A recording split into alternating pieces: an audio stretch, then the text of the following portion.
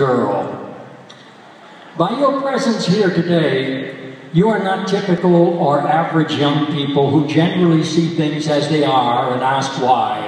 You are dreaming the things that never were and saying, why not? And while no one can ever really tell us any fundamental truth that we don't already know instinctively, the challenge lies in accepting the responsibility for that knowingness. So whether we choose to acknowledge it or not, we are all responsible for each other and the world, which is exactly the way it is, because consciously or unconsciously, we have made it so. And while none of us made any of the rules that govern the universe, we do make all the rules that govern our own hearts and minds. And we are all beneficiaries of the countless heroic strangers who have gone before us over the centuries and assure us that the world is still a wonderful and safe place, despite our fears.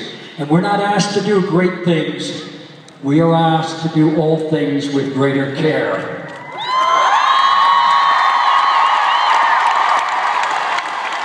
Such an ideal is rare in a culture of so many compromised values and so much cynicism, a culture that all too often knows the price of everything and the value of nothing.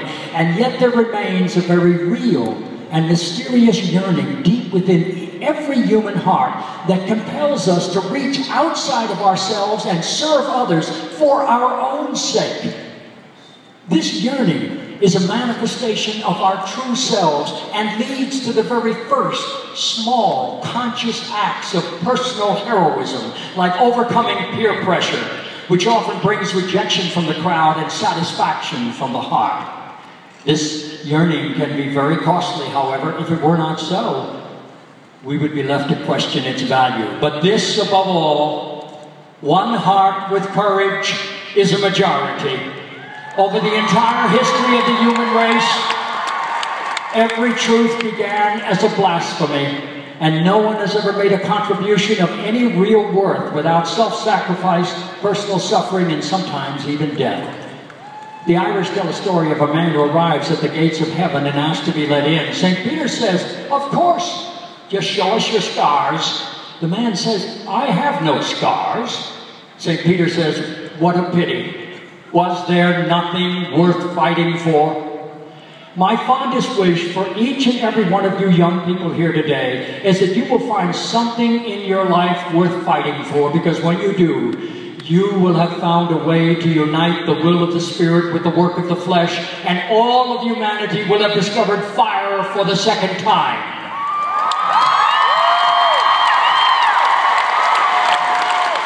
Then, my friends, may the light and heat from that fire sustain our purpose and make every thought, every word, and every deed a reflection of our personal commitment to help heal a broken world wherever we may find it, so that in the end we may be made worthy of the long-promised blessing reserved for those who show mercy, and we can help lift up people everywhere to that place where the heart is without fear and the head is held high, where knowledge is free, where the world has not been broken up into fragments by narrow domestic walls, where words come out from the depths of truth and tireless striving stretches its arms towards perfection, where the clear stream of reason has not lost its way into the dreary desert sands of dead habit, where the mind is led forward by thee into ever-widening thought and action into that heaven of freedom, my Father. Let us all awake. Thank you so much.